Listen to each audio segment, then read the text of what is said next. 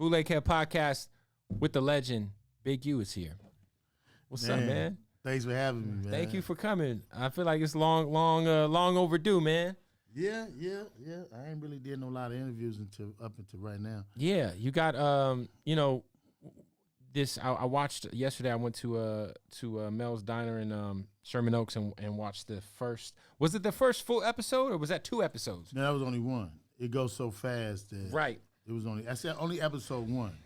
So this FX show, it's Hip Hop Uncovered, right? Hip Hop Uncovered, yes sir. Hip Hop Uncovered. It follows you and 4 others as kind of behind the scenes factors in hip hop. Now, for people who aren't familiar with Big U, I think that if people were to just Google Big U, they are like, okay, Big U is a gangster from LA. Yeah, I don't want to put nothing on you that, you know what I'm saying, on camera. But explain to the people who aren't familiar with who you are, what you do, kind of like, why is there an FX show that is centered around you? Man, we pitched this show. Jimmy Chris came to me 4 years ago with an idea for a show, and that's at the time that everybody was starting doing shows, and BET had hit the what was that? Love and Hip Hop had hit real big, so everybody was trying to get shows, and I had already done like several documentaries. What people don't know about me is how much work I have done in film and projects, and I wrote and co-acted and acted in Force of Execution with Veen Raines, Danny Trejo, and Steven Seagal. I co-wrote that with a guy. I got banged out of that, didn't get my credits, but I did Jam Master Jay, 2 turntables and microphone documentary. Okay, yep. I produced several different films. I managed Veen Raines for like 7, 8 years from Baby Boy. So it's just a lot of people never knew the work that I done. And so when I present projects, it's crazy because filmmakers are excited to see Big U. Rap music is scared to see. They're like, oh, is he gonna rob us? Is he out to get something? And it's crazy because I'm more comfortable in the area of making TV shows and projects because I can go in a room with filmmakers and people who produce in that area, and they see me as a story. They see me as like, see like, yo, you could have a mini series. Yeah. And their thing is that.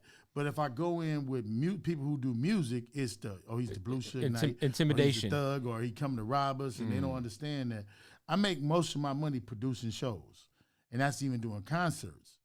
And so that's what helped me get this done because people seeing the vision.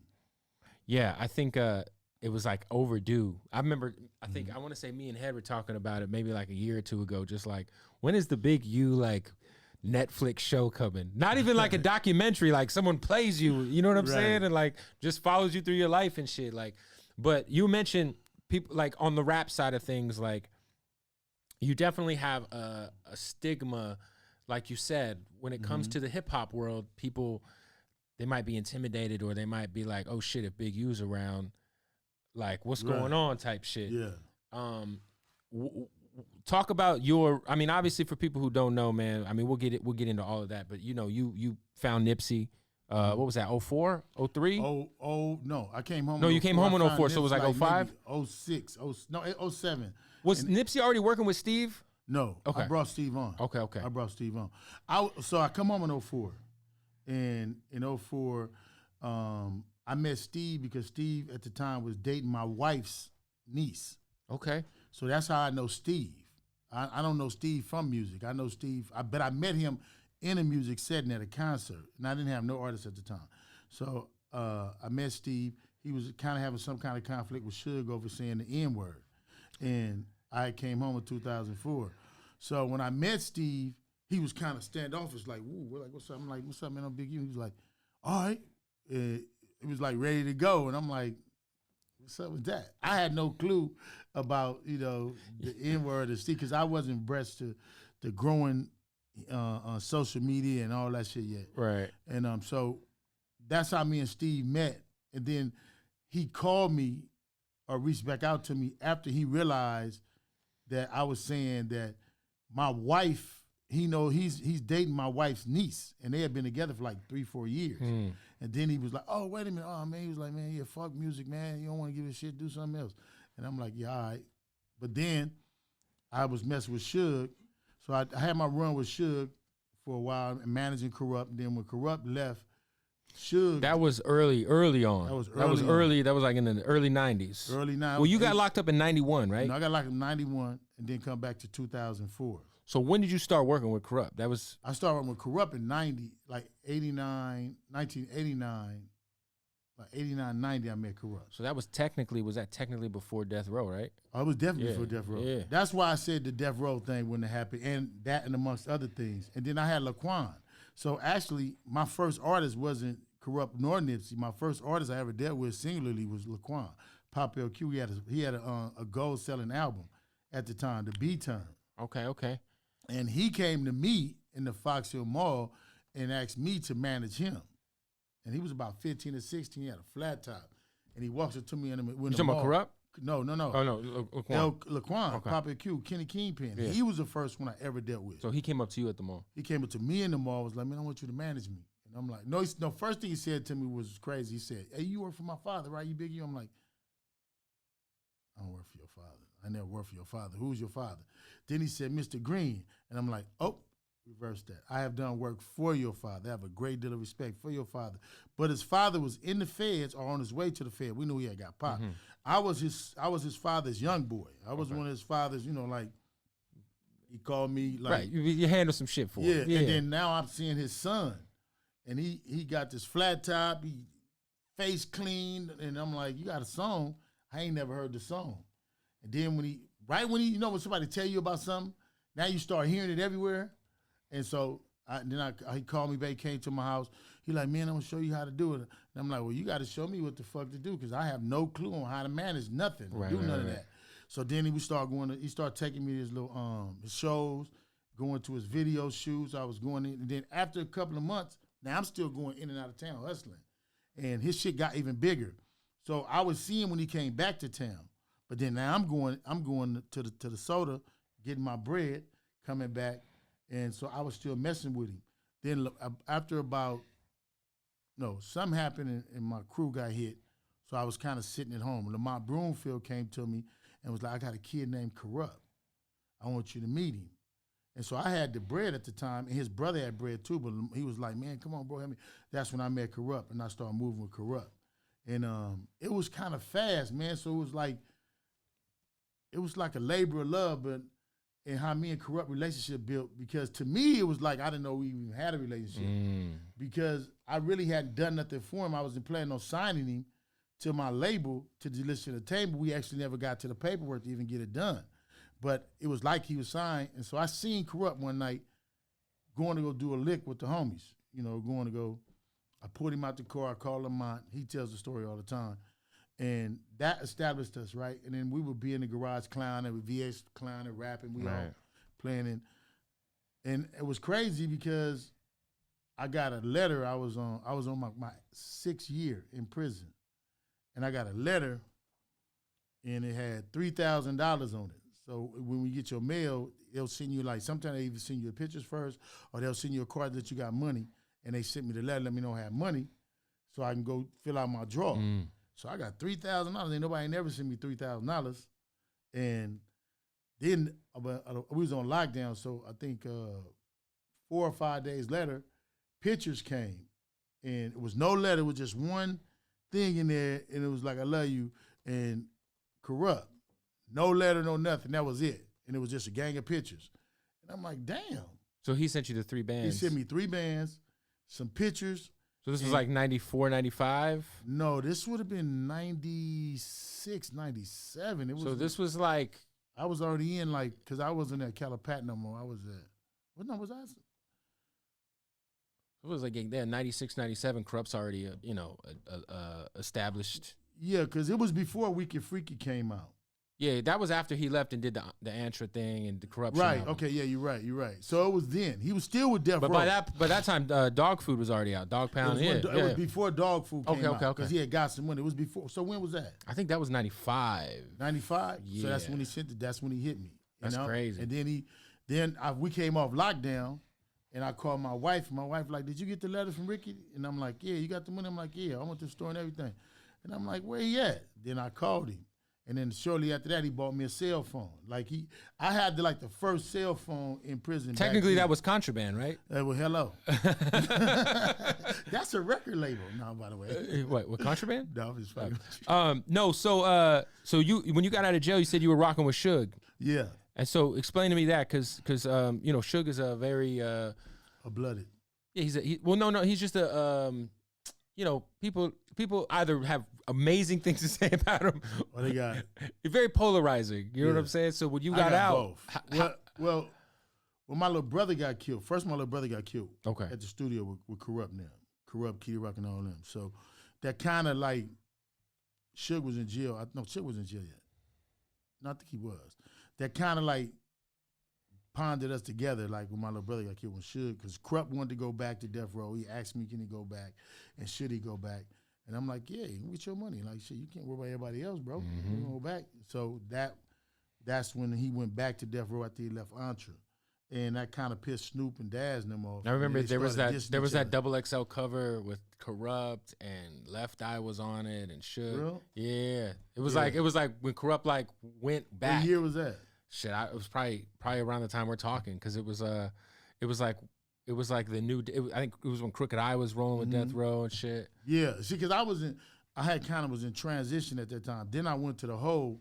I did 3 years and 9 months, almost 4 years in the shoot. So I didn't have nothing. I didn't see I think I got January 2004. So we go back 4 years from there is when my life stops. What did you if you don't mind sharing, what did you end up in the hole for? I knocked somebody's eye out. It was a conflict, and we had an altercation, and his eye came out. All my cousins are in prison, and I've been thoroughly educated on how mentally exhausting being in the hole can be. Can you kind of give us some of that? Because I know, because for people who don't know, it's 23 hours a day lockdown. No, it's 24 hours a day. Because the way Corcoran's shoe did it was, it was so many people in the shoe that you couldn't get your 1 day out the shoe because it was too many bodies. So they would make you wait and you start the cells, and then you would get 8 hours out the cell 1 day a week, and that would count for your so-called 1 hour out the cell a day. Wow. So, and then we would be in these dog kettles. So they had lined up a bunch of dog kettles up and down in a row, and they put the little toilets in there. So you go in there, they put all the inmates in there, just in your drawers, your shoes. You couldn't take nothing else out, and you sit out there for 8 hours, and they come get you, take you back, bring out another group for 8 hours. So I guess they started that shit 4 in the morning, whatever. And you go be out there from 4 in the morning to whatever time for 8 hours. And so that's how it was. It's crazy because we always hear about you're supposed to rehabilitate in prison. That's what they say. No, right? California dropped that philosophy when I was incarcerated still. They removed rehabilitation off all California state prisons. It's just straight punishment. It's just it's just incarceration. They used to when I came in 2000, when I came in 1990, 91, they said some of the prisons said rehabilitation centers. But they removed that when they removed education. They don't offer education no more. You can't get your GED in jail anymore. No, you can get the GED. That's the only thing you can get. They used to offer higher education. You can go to college, get your college course. You can't do none of that. Now, only thing they offer is things that's conducive to making money for the prison. So the thing that makes the most money for California prison is optical, and you can only get that at San Diego and one other place. So if you get there, you can make enough money to send home. That's crazy. Well, let's get back to Suge Knight. You got out in 2004. Mm-hmm. How did you and Suge end up?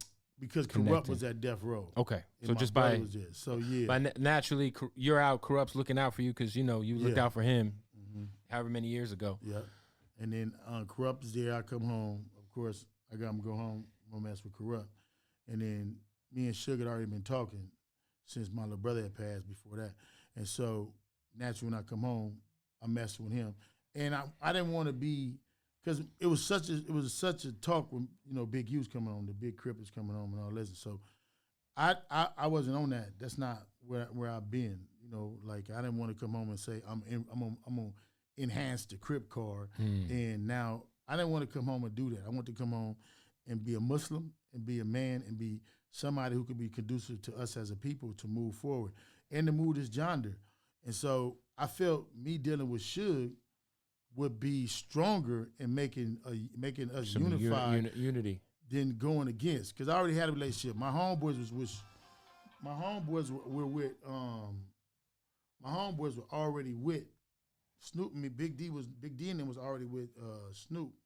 So I just needed to go and establish a relationship for all of us to be together. And so when I did that, that's Dwan. He was calling them all for me. And so when I did that, I wanted my sons to see that you don't have no enemies that's Bloods. You know what I mean? And it was important for me to bring Bloods and everybody around my sons and around my community so they can see we can be unified. And that was the key to what I've always been doing. I've always pushed that before, you know, moving, you know what I mean? So Suge was important to me, being able to move as a man and being able to show the people that I'm not on no Crip and Blood shit. Right, and what you said, like when you got out, you were trying to be on some like community shit. And I think you've done a good job of that, man.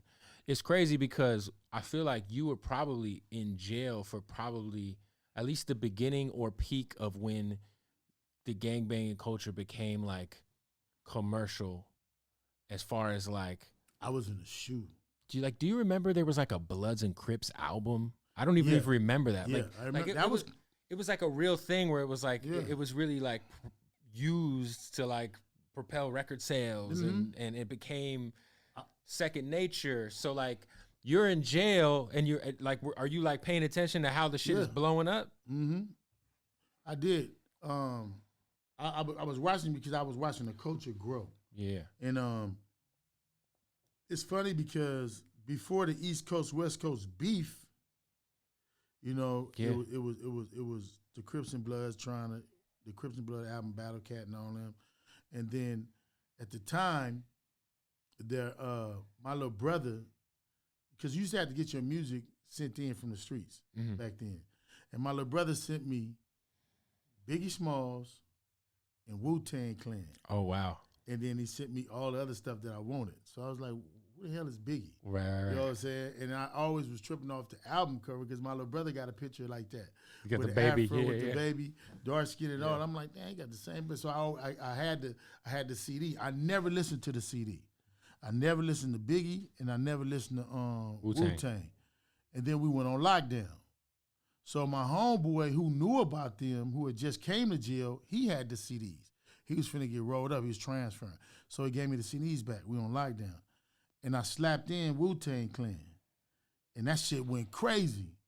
And so it's like, Wu-Tang Clan ain't nothing to fuck with. And I was like, damn, I slipped on these dudes in the cream. But we was on lockdown, so it wasn't no movement. Then I'm like, man, I slapped in Biggie. And I'm like, this shit hard as fuck. Yeah. And that was like my introduction to Biggie. I was at Calipatch State Prison. And I was like, damn, the East Coast is back on. Because the West had it for so long. Since like the Chronic. Yeah. And let me tell you, man, it's crazy because people always ask me how long I've been in music. I was fucking with music. I remember I pushed the Ghetto Boys in L.A. Okay. Before anybody else. Read these Nikes. I was in Minnesota selling dope. And one of my homeboys from Minnesota, it gave me the tape. I was listening to his tape. And then we was in the car, and I was tripping off, and they was talking about read these Nikes, because that's all I used to wear was Nikes back then. You remember what number? It was like Nike, Adidas, and Converse. Yeah. And they was talking about read these Nikes. And I got hooked on Ghetto Boys. I went home, and I went there back and dubbed the tapes. That's when we used to dub the tape. Yeah. I came back to L.A., and I told all the homies, man, the Ghetto Boys, these niggas is hard. They blew up from there. Yeah. You know what I mean? Because our music, if you remember back then, we was like gangbanging to R&B music. Yeah, it was like to pop music, to Prince. Yeah, and even think like LA rap back then, like even like if you think before NWA, it was like Ice-T. Yeah. It was 6 in the morning. It was like you said. Colors. Yeah, Colors was crazy. You know what I mean? Yeah, nah. So I wanted to ask you, okay, so the perception, I think from the outside looking in, is like it would be a good idea if you come to LA to maybe tap in with Big U or to maybe check in with Big U. Is that something that is maybe a bit amplified? Yeah. That's because I feel I know that that's not the case. Yeah. But I feel like that there is like, or at least some sort of. It's hella amplified, but I feel like certain people would be good too. You know what I mean? Like, especially if you're from certain genres. I think when you're from certain genres, you want to check in with that genre, because I get the question all the time, and like, well, the influence. Well, unfortunately, LA is influenced by gangs. Yeah. You know what I mean? So if it's certain people, you need to check in with YG, Whack 100, Wacko. If it's certain people, you need to check in with Big U. You need to check in with Tone. You need to check in with Magic. You need to check in with the twins from H.R. Gangster. You need to check in with certain people who gonna help you know how to move in different ways.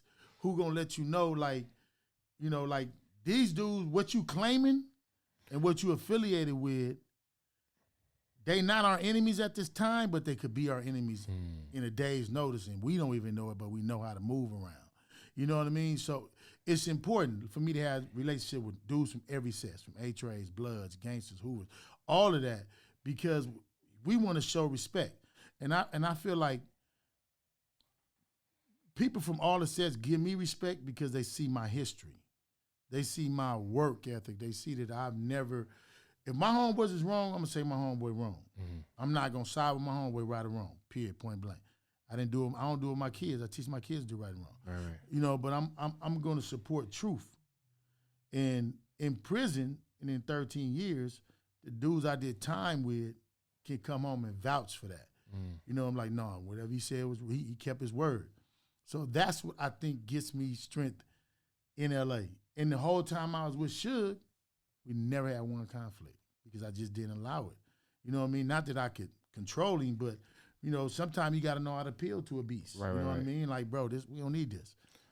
I would always say, like, me and Hedrick have talked about this. Like, if you're somebody who's coming to LA and you come from that background from wherever you're from, it's probably a good idea. Now, maybe if you're like Post Malone or an R&B singer or somebody, you know what I'm saying? No, you gonna get checked too. Post Malone gonna get checked too. All right, I've been in there with Post Malone. I've been in rooms with Post Malone. That was just an example, by the way. Oh, I didn't know that he got checked. I mean, go tell the story. I mean, it wasn't by me. I was just in the room when some dudes wanted to get on Post Malone, and what studio was that? They was recording, and I happened to know the people. We was coming in. Me and Steve was doing something, and we was leaving out. It was my first time ever meeting him. And sometimes people don't know. I could squash shit and don't even know and don't even say nothing because it just was the timing. Like, ooh, right. You know what I mean? Because that's just the mentality of people, man. Like, it's never gonna change because it's gonna always be the haves and there's gonna always be the have-nots, and it ain't even gang related. You understand what I'm saying? Because you got gang members doing something to their own gangs in the name of money. So it's not always, and it's all. And they asked me the question about hip hop and the gangs in hip hop. Well, there's always been gangs in music. We just see it now because our music is the number one genre. Well, you think back in the day, like Frank Sinatra had like mafia ties. I was going to say that. Yeah, we didn't have mafia ties. He had mafia orders. Right, for like, sure. Dog, this is what it is. Because anybody who's trying to make money, the easiest way to get in it is in this music. Like, if you got money, you want to put it somewhere. Like, we don't have no other outlets. That's what this documentary talks about.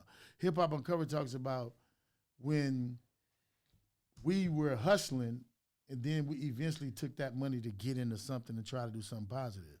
You might have a cousin, or auntie, a cousin, or uncle, or friend who wants to do music. Okay, what? We need studio time? I got you. And then it starts going past that. You start seeing the Lil J's, you start seeing the Harry O's, you start seeing the dudes making it, and that's what Hip Hop Untold is.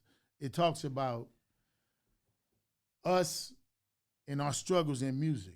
You don't hear about us. It's not geared towards the artists. It's geared towards the people behind the artists. Like when I met you, like for instance, if I had a new artist right now, like with OSBS, my group OSBS Criticality, I introduced them and told them, I called you to do an interview with them when I heard you was coming here.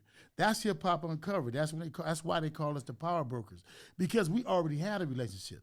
When you first met Nipsey met you through Steve. 09. And me. Yep. He didn't have that relationship with you. Right. He couldn't have called you. And what people don't understand is you need those power brokers to help introduce you to people. And then those power brokers have to have a trust in a relationship that comes from somebody else. When I met Felly Phil, I don't know if we can talk about him here. Nah, it's all good. When I met Felly Phil, and him and Suge was having an altercation at Mel's Diner. And I seen everybody going crazy. And Suge was coming, and Felly Phil was sitting in the restaurant. Yeah. And so me just not wanting to know bullshit, I go in, I'm asking Phil, like, I don't even know who he is at all. I didn't have no clue who he was. And I'm like, bro, what's up with you, man? I'm like, he like, nothing. Like, you with Suge? I'm like, I am. And he like, man, what's happening? I'm like, ain't nothing happening. I'm trying to ask you what's happening. Like, then I said, so who are you? He tell me I'm Felly Phil. And I'm like, so what's your problem with Suge? Oh, he mad at me because DJ Quick dissed him on my show. I said, you got a radio show? He's like, yeah. So I'm like, that don't make no sense. So I go outside and I talk to Suge. I said, bro, why you on dude here? And then he tell me, man, who you on? I'm saying, man. So right. Like, it's not Felly's fault. Yeah. It ain't Felly's fault. Yeah. I tell Phil, man, go on and just leave. Phil like, I'm not leaving. I gotta talk to this dude, man. Yeah, like I don't want to walk outside and see what happens. No, he wasn't saying that. He was saying he didn't want to leave without talking to Suge, because he was like, man, I ain't did nothing to him. Now I was honorable to me. Like, gotta resolve it. Yeah, like, shit, man, I ain't leaving. Yeah. I'm gonna talk to the dude. And I said, "Be sure, man." But he kept it 100. So now I'm moving right along. We signed Nipsey. I get at Felly Phil, and I'm like, bro, I got a new artist. Can you play the song? And that's how those are relationships. You see what I'm saying? He played Bullets Ain't Got No Name. He played another couple of songs for me. Then he played How We Roll. He played this. And then, so it's me taking my relationships and connections with my years in this industry and putting it on another artist to become what he becomes. And you got artists that come up 16, 17, 18 years old. They don't know who to talk to. They don't know who to be friends with. They don't know none of this stuff. You know what I mean? And I had little homies who didn't even want to do songs with Bloods. And I'm like, nah, bro, you got to do the song. That's crazy. And you think back just like certain artists that like, you're like, man, they didn't work together. And it was just because of some politics shit. Not even necessarily that they had any personal issues. It was just there was some politics involved. And so this documentary, even when you go into Deb, you see that Deb dealt with French Montana, Nicki Minaj, Gucci Man. Yeah. But what did she have to do to get them to these levels? To get them what did she have to go through to be able to walk them through those doors? Who she was, you know what I'm saying? Yeah. Like, she had a history that affirmed who she was to other people. I have a history from the streets that affirmed who I was. And people want to say it's about bullying when it really isn't. It didn't have shit to do with bullying. It had shit to be people meeting me and then them saying, oh, he ain't the bully people think he is. He ain't the bully people make him out. I've come to different people with songs and they told me that ain't gonna work. I'm out the door. Let me go find another one. I've asked y'all to do stuff. Yeah. And if it don't work, it don't work. I'm never beating the door down. I've never beat y'all door down. No, I'll do this. Never. But if you hear it, that's my reputation. Like, he's the bully, he's this, he's that. And I'm like, fuck it, I can't beat it, so I'm gonna join it. Like, I guess I am the bully. You talked about signing Nipsey. I mean, obviously, aside from being from the same area, how did that end up, happening? And you told the story a lot before, so just kind of give us a quick, Yeah. My nephew, TD, I was looking for artists. TD told me to go get Nip. I went and seek Nipped out of all the people I already been interviewing and talking to. And he was the shining light. He was the diamond in a pile of whatever. It was a diamond. Let me respect to my other homies. He was a diamond in a pile of other diamonds, but he just He was a bigger diamond. He was a shine. Yeah. He was, and then he was the VVS. He was the VVS. Yeah. You know what I'm saying? And we had made a couple of moves and was trying to move through a couple of doors, and I vastly found out that I couldn't go through these doors. So that's when I went and got Steve Lobel. And I went and got Steve, let Steve hear the music. Steve felt the same way I felt about the music. And I was like, boom. So I signed Nipsey to Unique Music, to my to Aramis Astrodome, to my label, to Unique Music. And then Steve was 10% management, and I was 10% management because it didn't make no sense for us to go get another manager. Right. And so we started pushing on that. So I signed him to it was signed to a 10-year production contract, which started in 2009, which would end 2019. Crazy. Hello. But I ain't tripping off of that because, you know, it is what it is. But I do have that. You know what I mean? So wait, so your deal with Nipsey was 10 years? It was 10 years. It was a 10? It was 10 years, 25% of publishing to Aramis Astrodome. Oh, wow. So 09 to 2019. 09 to 2019. So technically, Victory Lap. Hello.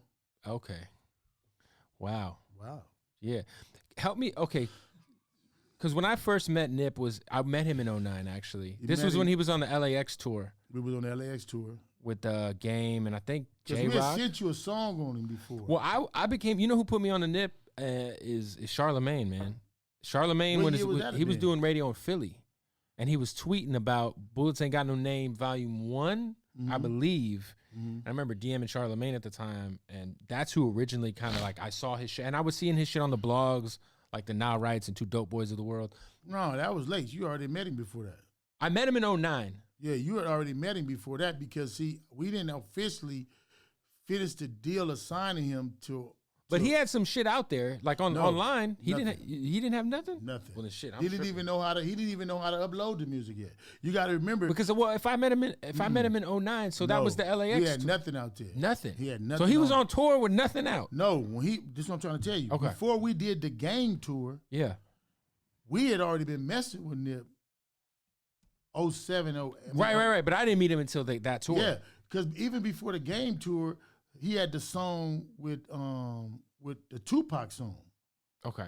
Yeah, on what is it, Pac's Life?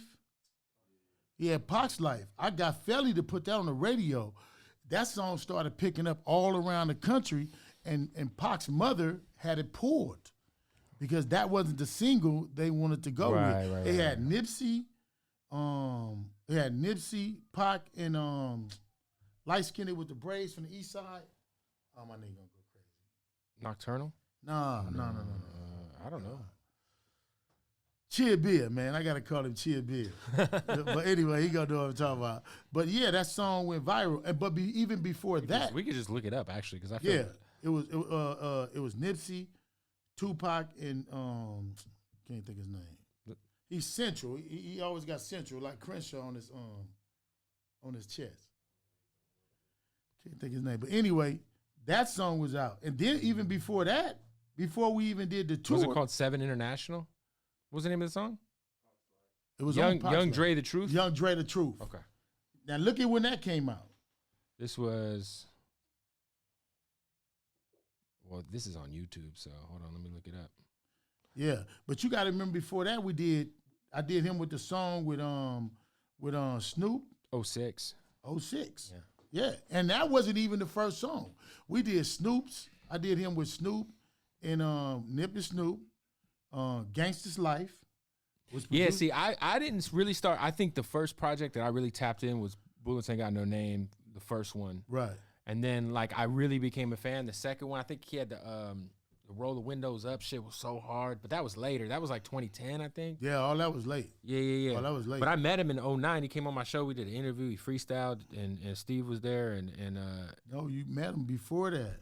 I don't remember then. We sent you music on him before that when Maybe. you was in Arizona, guy. Because I was like, you was popping right then. Yeah, I listen. You're getting old. I am getting old. That's facts. But I was gonna so a 10-year contract. That's crazy, right? Yeah, back when you then. think of it, right? Yeah. That's how it was back then. But still is. Yeah, but let me tell you like this: it should never change, and this is the reason why. Because it's one thing to be management, it's one thing to be production. if I'm your production company, you come to me as a kid and you have nothing, and I create your name, and I create you and help to create you, give you what you want, how is there a number on how long I can make money off of this? Right.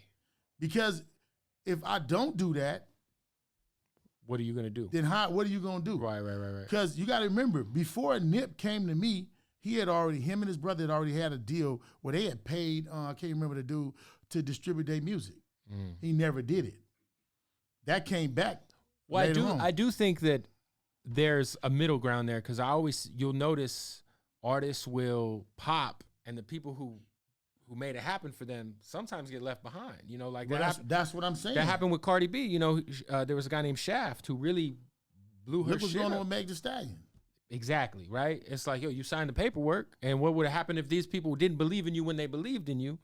You know what I'm saying? So I only eat for so long, and then you go on to be forever. I put in the grunt work, and now that the shit's hot. I mean, it's both ways. And you'll say 10 years. Well, goddamn it, like I'm only supposed to eat for 10 years. But guess when you make it? Most people don't make it to after 5-6 years.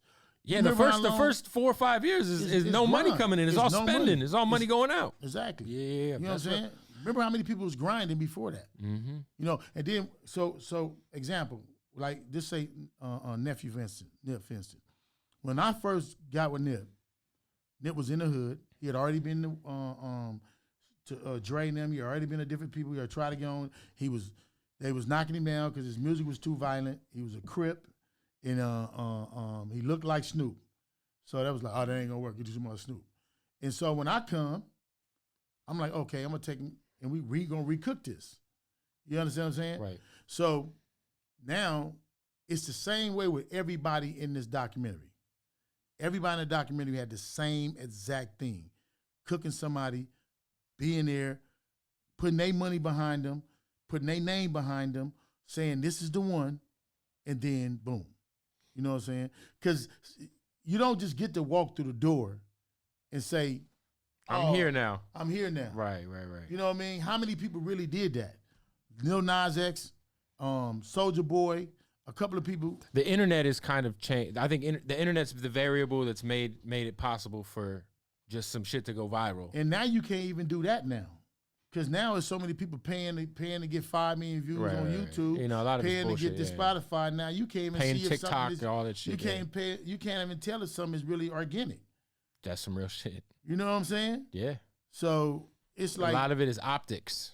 It's like, yo, for somebody to be serious, we got to make sure the numbers on Spotify. I got to have someone Googles my shit on Spotify. It's got to be a certain number of monthly listeners. And now they give you a kit, okay? If you pay $1,500, you'll get 1,000. You get a million views for sure. You get this, you get that, you get. That's all bullshit. But what about me being able to say, look, kid, can you do an interview on him? Me being able to say, Vlad, can you do an interview on him? Me being able to say such and such, getting, you know what I mean? Yeah. But what's the value on that? Oh, the value is on I only get to ride for so long? No, bro. Like, I don't think that's business. Me, myself. So I kind of moved out of that and went to doing, like I said, when I stopped doing Nip, I started managing Veen Rains. I managed Veen Rains, and I started doing shows. So it made me open up to dealing with more artists. And I wasn't dealing with one artist no more. I was doing shows. So I was making more money doing shows because I hadn't made not one dime with Nip. Wow. You know what I'm saying? I was booking shows, booking talent coming in, and I'm making $15,000, $20,000 when an artist off of Veen Rains. No, Veen, I was making way more money. Way more. I'm making you were talking about just booking concerts. Booking concerts. Like putting the bread behind, bringing some people out, doing the promotion. Doing my own concerts, getting numbers. I might holler at Wiz, like, Wiz, what's your number for booking? Yeah. And then look, I'm gonna put 10,000 on it. Or what's your number for this? I'm gonna put 5,000 on it. And he like, okay, uncle, if you get my number up that high. And so what people that never understand is I never cut an artist number. Ever. I've never cut an artist number for nothing. Only for radio shows. Because radios you do different. Yeah, it's different. Every artist I ever met and ever did business with me, they give me a number and tell me what their number is. I'm gonna get the deal higher than that because I know the promoters who are gonna really pay. And that's the relationship you want with Big U because I'm gonna make sure you get paid your money. When the Migos came, I had the Amigos booked for 3 shows at $15,000 a piece. Danny Glover goes on the Grammys and they asked him, what is he listening to? He says, I'm listening to the Amigo. Bad and Bougie, yeah. Bad and Bougie. Yep, it was over after that. And yep, the number went from 15,000 to 100. Yeah, I remember. I was trying to book them at that time. Yeah, I'm aware. But I was the only one who they was let booking them because I had a relationship with them through Atlanta, from Atlanta. Right. You know what I mean? So, and that's what we do as power brokers in this industry. It ain't violence. It ain't it ain't the bullshit. But I might know the promoter you don't want to deal with. Right. I might know the promoter who ain't gonna pay you. I might know. Look, you don't want to charge radio. You want to do this. No, you don't want to take 30 of your homeboys to this concert and backstage and y'all risk it and getting into it with somebody at AEG. Right. You get into it with AEG, you can't play no concerts around. Yeah, you're fucked. That's what we do. For sure. Yo, what up? Taking a break into the Bootleg Kev Podcast here to tell you about our sponsor, Odd Socks, man. Make sure you go tap in with oddsocksofficial.com. Look, I got fucking Odd Socks on right now. You know what I'm saying? Got the Macho Man Randy Savages, Look, they got the most comfortable socks I ever put on my feet. Not only that, but they got the crazy licenses. They got the WWE. How about these Scarface joints? These joints are crazy, man. So Scarface, Breaking Bad, and their Odd Socks Basics line. These joints are so comfortable. So go to oddsocksofficial.com. Use the keyword Bootleg Kev. Save 20% at checkout. Plus, they just dropped underwear on them. Plus, they just dropped them slippers. And they got the masks. oddsocksofficial.com, keyword Bootleg Kev at checkout. Save 20% off. Fuck with Odd Socks. Your initial deal with Nipsey was 10 years and how sometimes artists, that sounds crazy, but if you really think about the position that the early people who get in on artists, put them in, it seems fair. Because like you were saying, the first 4 or 5 years, there really ain't no money coming in, right? No money. It's all your money going out. That's what a production company is. Facts. So, let me tell you the thing about Nipsey. What I like about Nipsey. It's not what we did to help Nipsey, to start Nipsey. It's what Nipsey continued to do after we was gone. Mm-hmm. That's what separates Nipsey. You know what I mean? Because we was all negative for a run. You know what I'm saying? But bro, he kept going. You know what I mean? I left. I went to go do, it was Nip and Steve. If you see, I had left. I didn't get fired. I never got fired. I left after my house got hit while they was on tour, on the LAX tour, and I left music.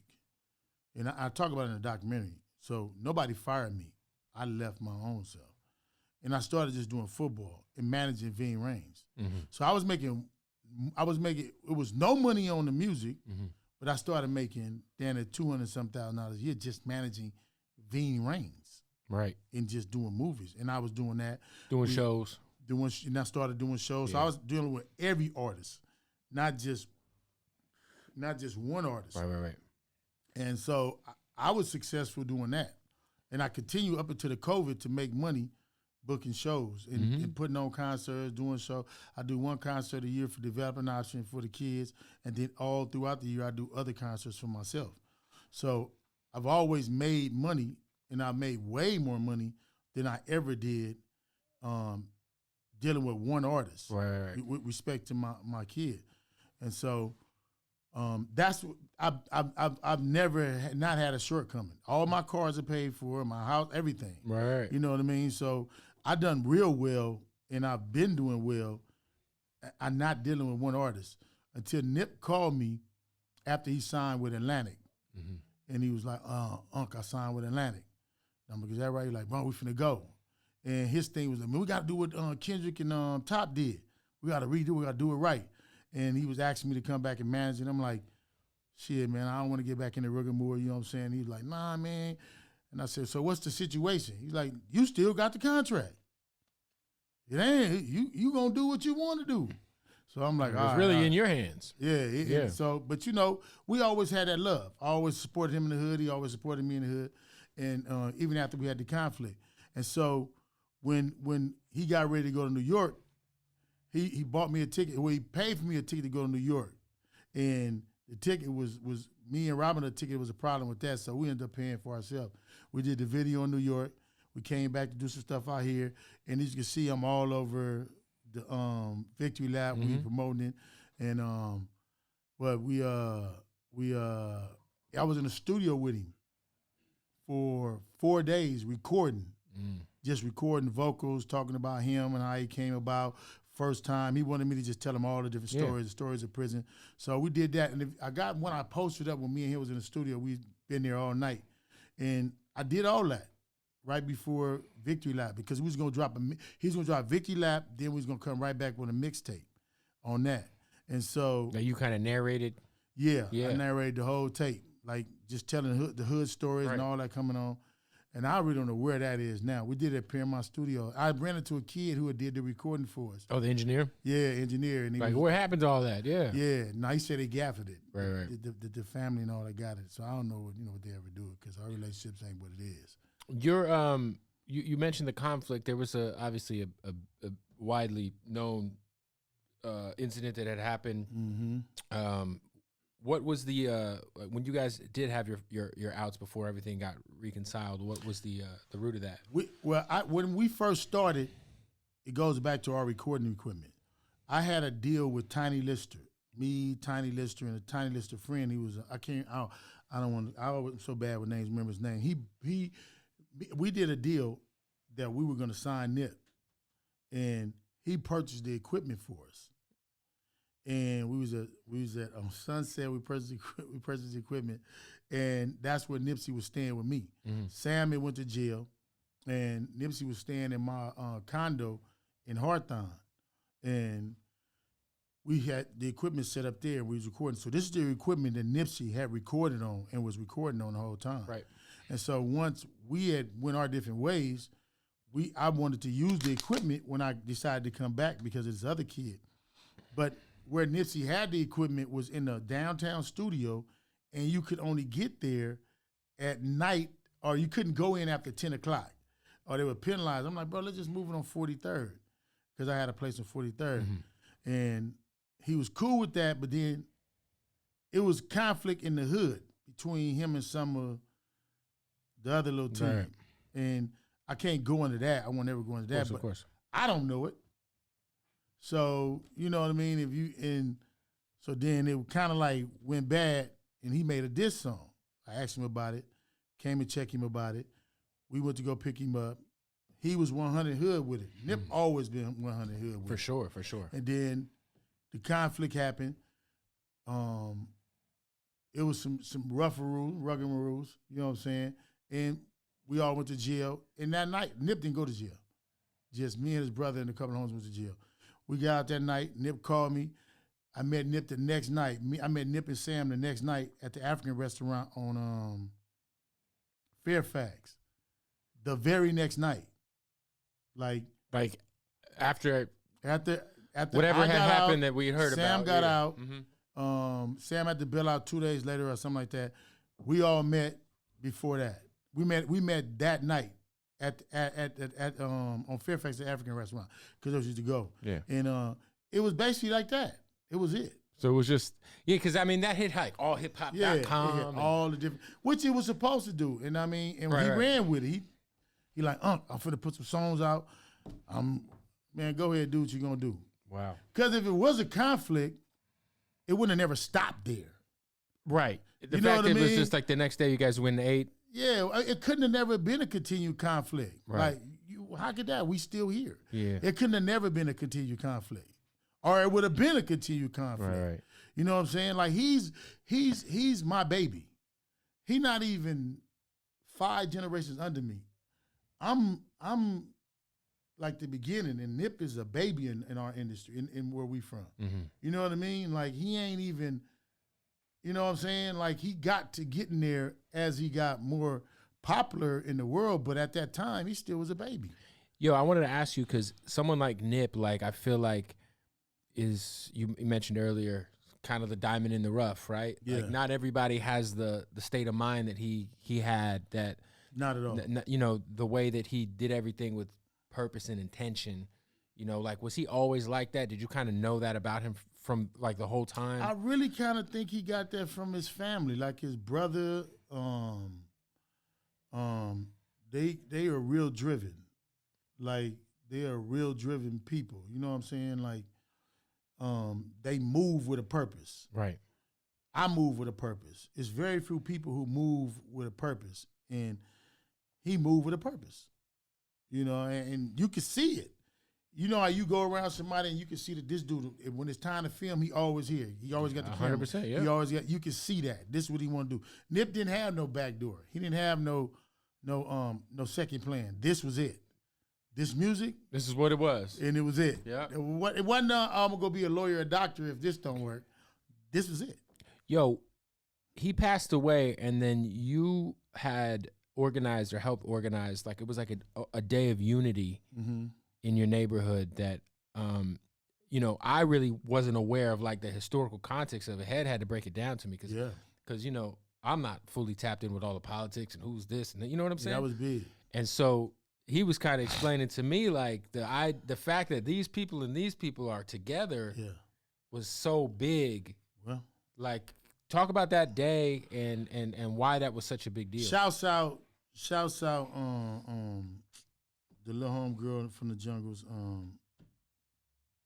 You're bad with names. Let's say that just so they don't get mad. Yeah. Anyway, AD, Skip, the little homegirl from the jungles. She's a beautiful person. I can't say her name. I don't know why I got her name in my head. But anyway, they were the ones who orchestrated it. And even before we did the walk, we were already talking about, you know, ways to, because I do gang intervention to stop the violence amongst our people. So they wanted to do the walk. And I was like, yeah, it's a good idea to do it.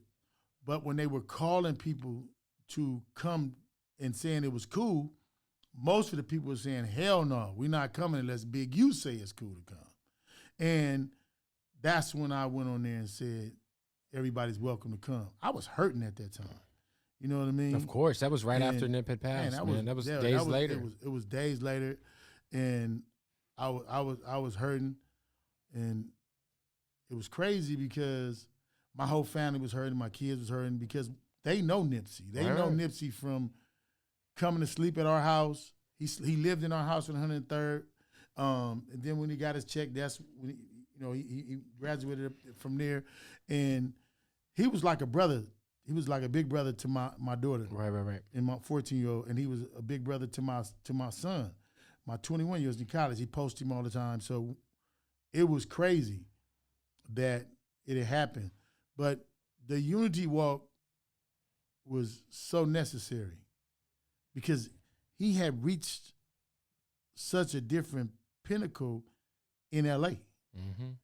With all gangs that dudes from every set want to come pay respect. You know what I mean? And we wanted to facilitate that. You know what I mean? And it was so beautiful, man, and I'm so glad that I was just a part of it. And I was able to make that happen. Because that was great for L.A., man. That was great for our souls. You know what I mean? Right. To see some dudes we had been fighting with for years.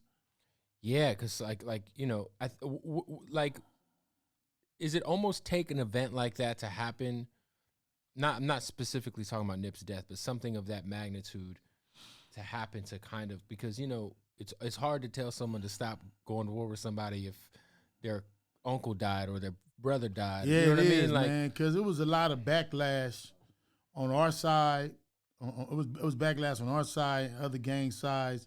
You know, because dudes who still, like you said, will feel a certain way. So it was a call that was made, and people came, and they still had to go back and like, man, these dudes are enemies still. Woo. So, you know, and with understanding that people lost fathers, uncles, cousins. Yeah. You know, you got to respect that. But that day showed that we could find a way out. And that was our mission when we first started with Nipsey. I had to take you back to that. And the reason why a lot of gangs respected him is because I made sure we didn't diss nobody. In the beginning of his music, I went through all the videos, watched all the signs on the wall. No, blot that out. No signs dissing nobody. I made sure my homies didn't put up nothing disrespecting nobody. If you look at them videos, that was all me. You know what I'm saying? And then, of course, Nip grew into that. Of course. Because his first music was Rolling 60s, Bullets Ain't Got No Name, whoop, whoop, whoop, whoop, and, you know, and we cleaned all that up.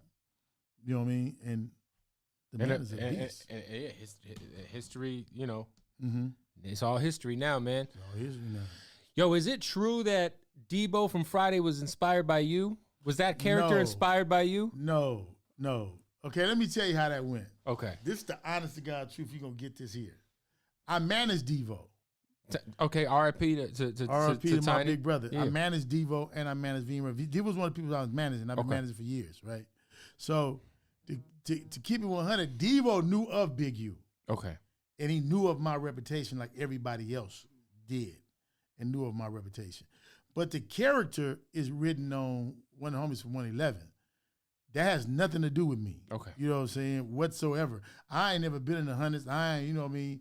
I rode a beach cruiser, but I ain't do that. Like, nigga, I wasn't taking on the chain. So you was riding around on the beach cruiser, like Yeah, we all rode beach cruisers. No, but I don't know. Like I don't know. Were you snatching chains? Like, Nah, I wasn't snatching no.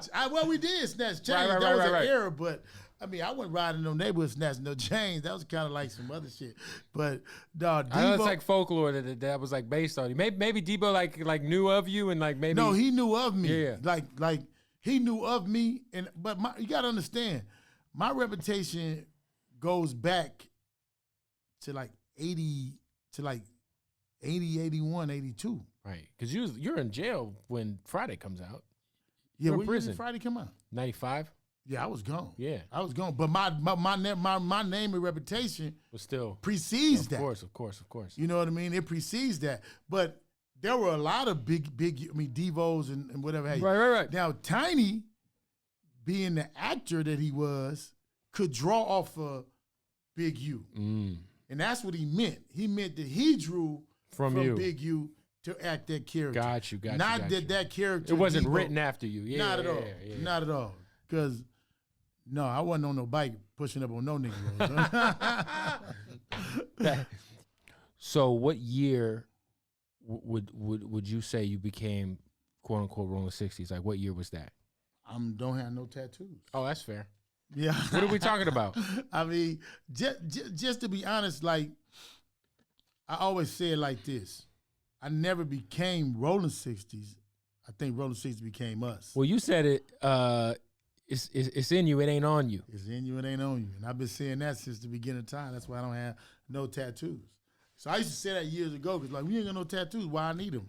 That's some real You shit. gonna know who I am. That's some real shit. It ain't on you. It's in you. So when dudes used to get tattoos, I'd be like, shit, oh, you had to put it on you to know it was real? That's crazy. I ain't need it. And that what's crazy too is you came out of jail with no tattoos. No tattoos. I'm going to say it again. Yep. You know what I'm saying? It Yep. ain't on you. Yep. It's It's in in you. you. You did? Was it true that you got like like when you had to go like move out of town and like you were in Chicago? Yeah, we got kicked out. You got kicked out of LA? Got kicked out of, yeah. So what happened? Like how do you get kicked out of a city? Well, I said something in the documentary because I couldn't say what it really was, but I just said one part of what it was. There was the robberies, but it was a lot more. You know what I mean? And so at that time, there was like either you can go to the Army or you can go to Whoop, and then it was like, nah, bro, I ain't doing the Army. But I didn't have a choice either. But they couldn't find me guilty of a lot of stuff I was being accused of. So they sent me to go live with my father in Chicago. Okay. So I stayed up there until I turned 18, and then I came back.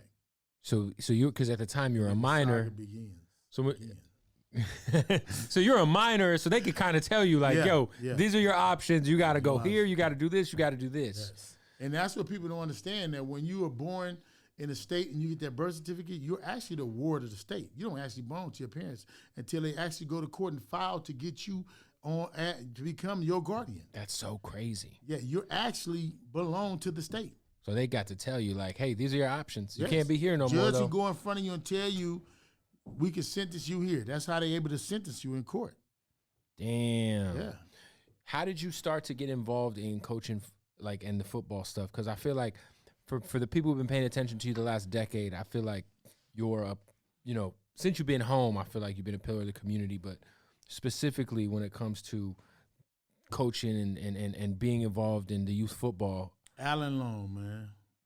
Alan Long, a.k.a. Big Al, was the first one I coached when I came home. His father and mother always had a football program. Okay. So they always did that.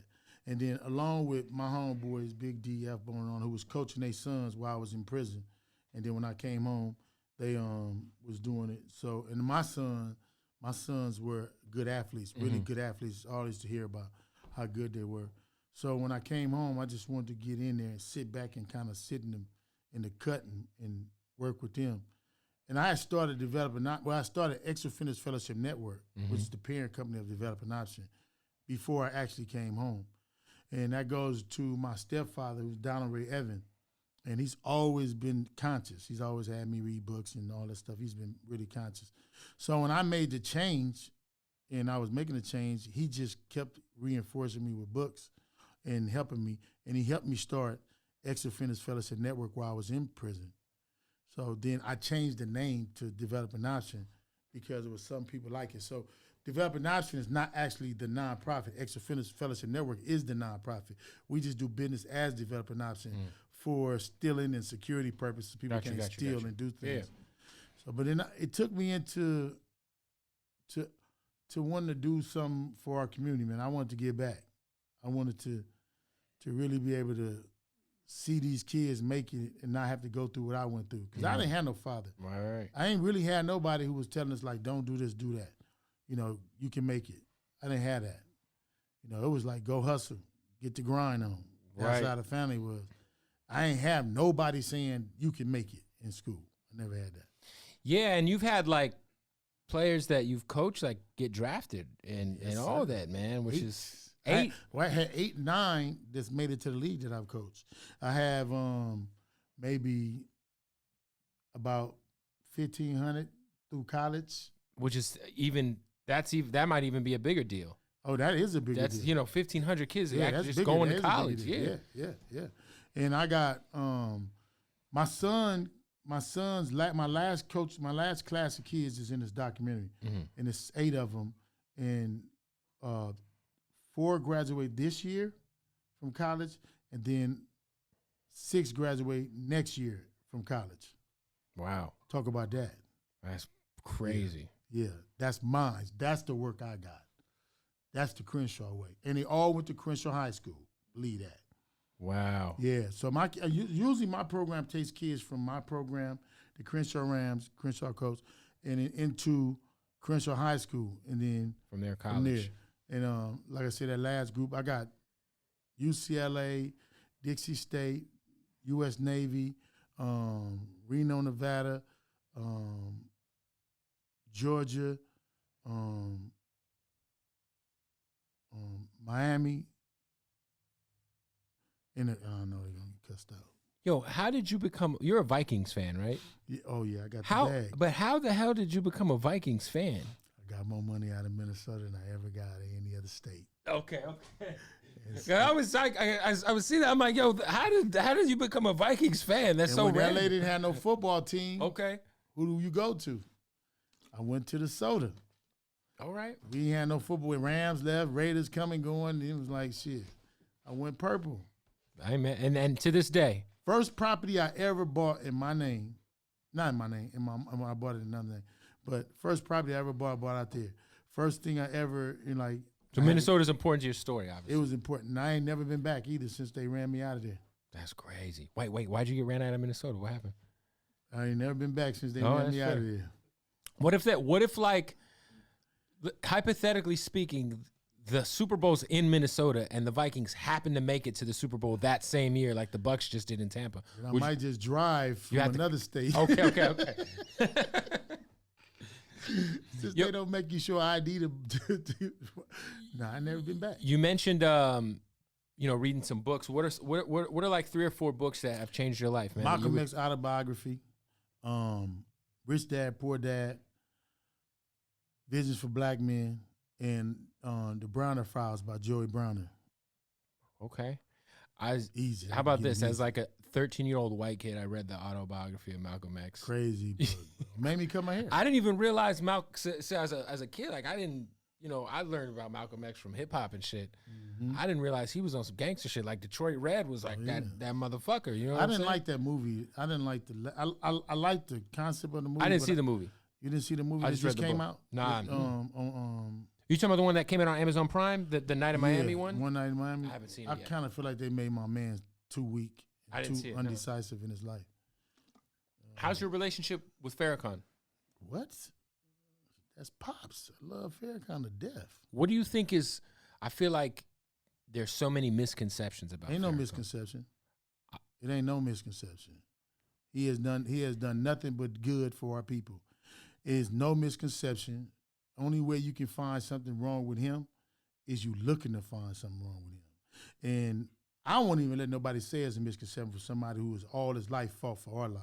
Right. Like, if you can find something wrong with him, then you can find something wrong with us as a people. That's fair. As black people, you got a problem with black people because he's never done nothing but fought for us, period. And when you said when you were locked up, like he was like, you would almost, they like frowned upon the fact that you had a relationship with him? Yeah.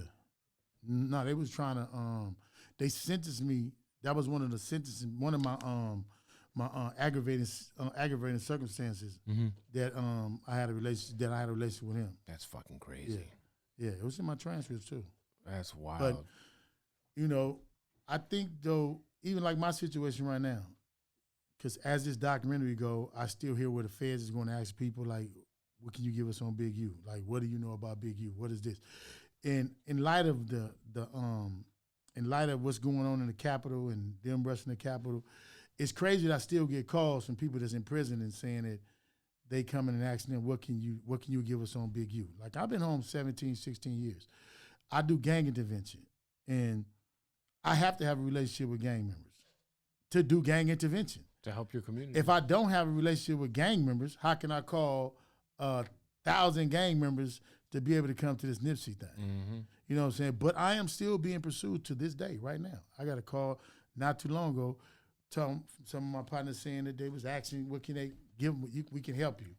Like, how are you looking for something? Like, I thought the fact of crime was, let's catch him doing what he's doing and not going back looking for something 30, 40 years ago, because they trying to do a RICO from my understanding on the hood. So I got to be scared to say if I'm even affiliated with the hood. Wow. You understand what I'm saying? Like, we got to be careful on what you say now. But this is what you looking for. Like, and you see them doing this stuff, but it goes back to what Malcolm and Martin was talking about. They killed all of our black leaders, or they silenced us in some kind of way. Why? If they feel like you got a big voice. So I guess there's a time period on how long Big U lasts. Because something to come up. Would you ever become a part of the political process? I'm a part of the political process. I mean, as far as like being, running for any sort of official. I wouldn't run for no office, but I'm running for office right now. Like, just being a voice for our people, just a level voice. And like they said, like J. Edgar Hoover said, the fear of the white man is the intelligence of a black man. That shit real. Like, it's real. And I'm not capping at you. No. Listen, bro. I'm telling you what's really going on right now today. This 100%. Like you said, yo, what happened? The Capitol shit was, to me, the biggest like example of like all of their energy should be on these white boys. How you still finding where they at? How you still pursuing black men who ain't got no power in this country? They literally infiltrated and can't do nothing. Yeah, like even if we wanted to, if you organize every black man in this country, we couldn't do shit. I mean, just to be honest, we can't take over shit. We ain't gonna move on nothing. We ain't the problem in America. When do they figure that shit out? We not the problem. I don't disagree, man. Listen, I do not disagree. It's been a crazy been a crazy last 4 years. Yeah. A lot of motherfuckers have been emboldened. You know what I'm saying? If anything, at least it made people like. I think Trump being president, people actually like were at least brave enough to show you who they were. Right. You know what I'm saying? But just to be on another note, on the Trump note, it's some dumb white people. Oh, for sure. Like, for real though, bro. Like, and I don't want to disrespect nobody, but hey, I don't give a I used to think, coming up, it's a white world. White police, white school officers, white teachers, white police, white judges, white Superman, white Wonder Woman, white this is the world I grew up in. Right. Well, nothing black on TV but Sammy Davis Jr., and he claimed to be a Jew. Mm-hmm. So we ain't had shit but black exploitation films that came out. And they was all taking cocaine, shooting, doing some kind of drugs. Doing some gangster shit, yeah. You know what I'm saying? So you get to think that. But when Trump came, Trump unveiled a whole different people. They always been there. Some of y'all they're called white trash. I mean, goddamn, I ain't gonna call them trash. Nah, I will. But I'm gonna just say they're white trash. The intelligence level is far different than I thought. Like, listen, man. There's a whole middle part of America where these motherfuckers are real. They're like truly brainwashed people. Right. I was like, It's crazy. It's crazy. and then I like Trump for a different reason. What was your reason for Because liking he was him? a hustler. And watch this. When I was gone, Trump was the hip hop billionaire. For sure. Oh, he was doing like skits on Method Man albums and all kinds of shit. Yeah. Like, No, for sure. everything was about. I read Trump book, bro. He was read and his he's also a book when lifelong Democrat. His whole entire life. And then he flipped the script. But you know why? Get the bag. Because he knew how stupid People were. these white people were. He's like, I know exactly how to get these fools. I'm gonna just shoot up this fear right into their arm. Talk about every other race. Yes. And I mean, it worked. The jig is up, obviously, but it got him elected. Dude. To the highest office. Dude flipped the whole script. How you go from on yachts and Snoop and my man was a cold businessman. And he just dived in on the other shit. Oh, man. No, definitely, I'm not even sure as a businessman he's as cold as I think that might be a little bit inflated as well. Nah. Well, see, the thing about it is Trump didn't do business to do business. Trump did business to get some money. When you building a business, you like me and you ground as your baby. You hustling at it every single day. Trump did corporations. I told you I read his book. Trump established corporations to make 200, 300, 150 million, and then debunk the corporations once he get everybody to invest. Oh yeah, I hear what you're saying. So he wasn't in it for good business. He was in it for money. He was in it to get the bread. That's fair. You know what I mean? He wasn't in it to make RS Studios become like the biggest studio in the world. Right. He was like, shit, I'm getting this back. How can we get a building built out of it? Yep. Cool. Yeah, we'll move on. But right now, I'm getting this back. Can you obviously you we got OSBS who's here in the building, but talk about just before we wrap up, man, like what you have going on. Obviously, I got a talk show coming out like this from the podcast called Checking In. Ooh, yes, sir. I like that. Perfect name. Sir. It's called Checking In with Big U. You dig? So there's gonna be a podcast on the way. A podcast. It's coming right now, man. We're doing it right now. And I got so now I'm doing distribution. Okay. So Unique Entertainment is now we're a distribution company like Empire, Yep. Distro Kids. So kids can go upload their music, and they're not signing to us. They're just going through us as a platform to get the music. You're helping them get their music from music out. Yeah. And then if somebody blows, we're gonna definitely want to reach out to you. To get. But it's you'll be able to sign up online. We're gonna start promoting and pushing that. And really, I'm just looking at it like that, just doing distribution. And that's no contract. That's just you can go in. You only have to do a contract as far as the music you're uploading, making sure you ain't stole nobody's beat. Right. Because then you guys, nobody's signing to us unless they choose to, or we listen to your music. But they'll be able to upload their music and put their videos up, and the music just goes from there, and they'll be able to download it, get paid. I think our payout is like in 3 days of whatever they make. Oh wow, and, that's fast. Yeah, we're not doing no 50-50. We it's majority of the money goes to them. And again, it's nobody signing to us. It's gonna be able to load their music, get it out, and work it. Would how like obviously I'm sure there's already been some interest, but with this show coming out, I'm sure there's gonna be a lot of interest for like the rights to your story, doing a movie. Like I said, where an actor plays you. Has there been any sort of discussion for some shit like that? Yeah, I had a deal actually on the table, man, with Ving Rhames about 5 years ago. Was he gonna be the one to play you? Yeah, well, he was supposed to play me then, and him and Tiny was lobbying over who was gonna do it. Right. So it was crazy, and but we just never pulled the trigger. My boss, my wife, was just satisfied with. I like how you called your wife your boss too, because I feel you. Yeah, my boss. She's my boss too, man. She was like, nah. She's like, I don't like it. She didn't like the script because in the script, I had to be like the protagonist. They wanted me to be mean towards her, and they wanted to be. She was like, "You ain't never hit me," and I'm like, "Babe, but it's just for like the movie." And she like, "I ain't scared of you. Why they got me? Why I gotta be scared?" I'm like, "Don't worry about it. It's not gonna come out." Listen, man, like because they how they. She's like, "Shit, I fuck you up." Yeah, and she like, and so the lady who wrote it. She was like, no, we gotta want to make him be like, you know, and then he had because it shows the evolution. She like, well, make him be mean to somebody else, and I'm like, look, babe, it's they telling the story. Yeah, you know what I mean. She was like, hell no. Did you are you a fan of have you checked out the show Snowfall on FX? Yeah, I watched it. Yeah, I didn't watch all of it. I mean, I dipped in it because people always tell me about what you about to say. Yeah, I just didn't like. I was just curious to see if like how accurate you thought they kind of depicted that era. I don't know. I didn't even look at it to see if it was accurate. Because it's a good ass show, and everyone says that it's loosely based on Freeway Ricky Ross, but I'm not that. I felt like it was based off of Bo Bennett. Okay. I don't know from what I seen because from when I heard about the story, he got on in the Valley. That's how Bo got on in the Valley.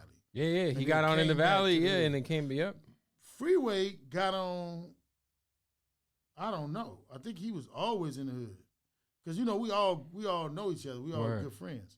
So when I heard it was a Valley story, and I seen some of it, I'm like, that's Bo. Bo went to school in the Bo lived on Florence, and he went to school in the Valley, and kind of got on. And then I didn't never know Freeway because I thought Freeway kind of moved out here when he was kind of like 16 or 17, like, and he didn't do no schooling. This kid was kind of in the Snowfall is supposed to be kind of smart, right? Yeah, he's a smart kid for sure. Yeah, that ain't right. Yeah, it's a great show. I just didn't know because I know that was kind of your era, so I didn't know. That was my era. That's definitely my era. Definitely, yeah. It's definitely my era. Yes, it's check that shit out. But you gotta like really watch. Like you can't just get in and out of it. You gotta like bang out all 3 seasons. I'm gonna watch the whole season because we're all on FX. Yeah, Hip Hop Uncovered on FX, and it's 2 episodes dropping every Friday, right? Every Friday. Total of 6, so the next 3 Fridays, and then if you got the FX app, go get that. Yeah, go get the FX. No, go get the Hulu app. Yeah, because it's streaming. It's on Hulu. Yep, it's streaming on Hulu. But it's airing on FX. So. Well, listen, I know you got the calls running, man. Listen, I appreciate you coming through, and thank you for the discussion, man. And welcome to RS Studios. You already know. Look, and you know, for whatever reason, you know, he happens to be fond of those initials. Big U, thank you, bro. Perfect. That was dope, man. Thanks, brother.